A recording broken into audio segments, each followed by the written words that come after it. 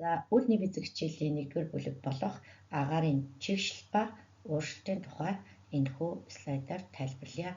Агаар мандалдах усны эргэлт, чигийн хуваарлагдал, төрөвлөлт зөвлөлийн тэгтгэл ба ууршилтын физикийг аргачлалуудыг үзнэ. За энэхүү хичээл бүлгээр агаар мандалдах усны эргэлтийн 5 үзүүлэлтийг тайлбарлах, чигийн үзүүлэлтүүдийн физик утгыг ялгах мэдлэгийг олох бөгөөд ууршилтын хурдыг дальтоны томьёогоор тооцоох, хязгаарын үед авах чигийн дархлтыг бодох зэрэг чадваруудыг эзэмшнэ.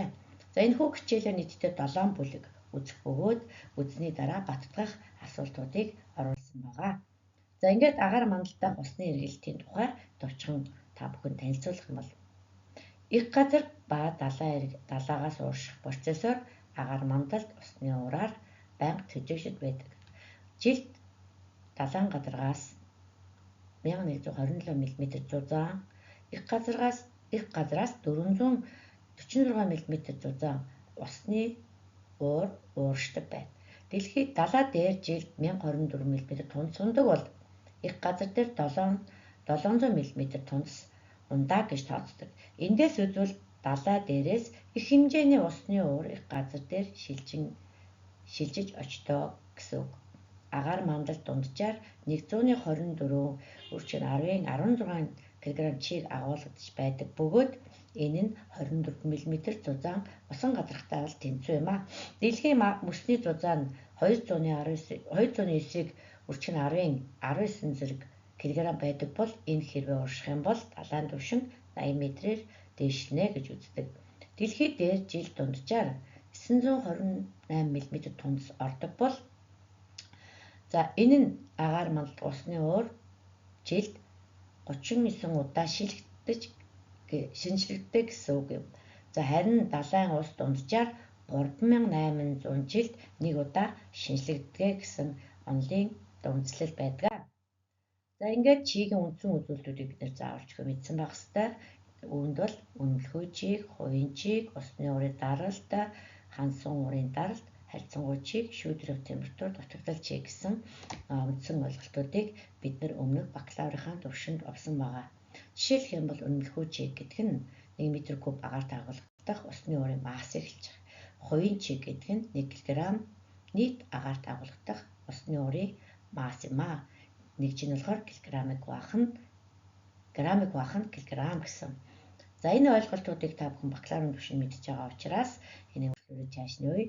За ингээд усны уурын зөөгдлийн дэвштгэлийн тухай, за мөн хязгаарын үед аврагдах хувийн чиг, орчиг мандалд ба давхраад мандалдах чигийн үзүүлэлтүүдийн хоногийн явц, ууршилт болон түүний тодорхойлох нэгжүүдийг хүчин зөвлүүд, за ууршилтын хурдны тооцооны томьёо, за усан гадраас уурших бол ууршилт, түүний ангилал зэрэг гэдгийг давч энэхүү слайдаар оруулсан бөгөөд үргэлжлүүлээд өөрийнхөө оюутан програмд байгаа их лекцийн их материалаас энэхүү хичээлийг дэлгэрүүлж унших юм а.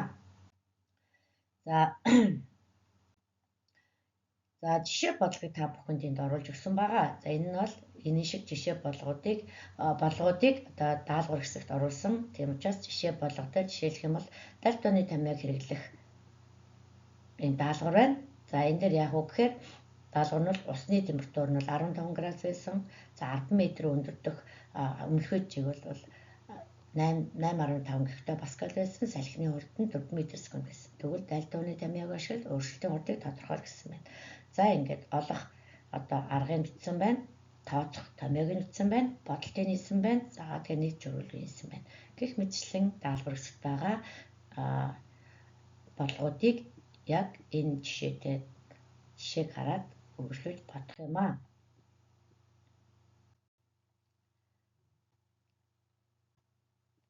За эдгээр ойлголтуудыг авсны дараа бид нар баттгах тестийг даалгаварт өгсөн. За баттгах тест нь энэ өгөгдөлт шиг өгөгдсөн байгаа.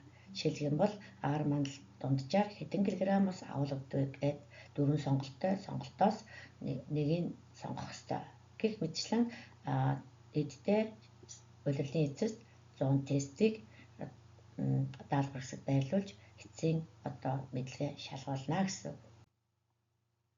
За ингээд өнөөдрийн агаар мандлын чигшил ба ууршилт гэсэн сэдвийн ерөнхий агуулгыг та бүхэндээ танилцууллаа. Лекцийг их материалыг уншиж дэлгэрүүлж ойлгоорой. Анхаарал хандуулсан та бүхэндээ баярлалаа.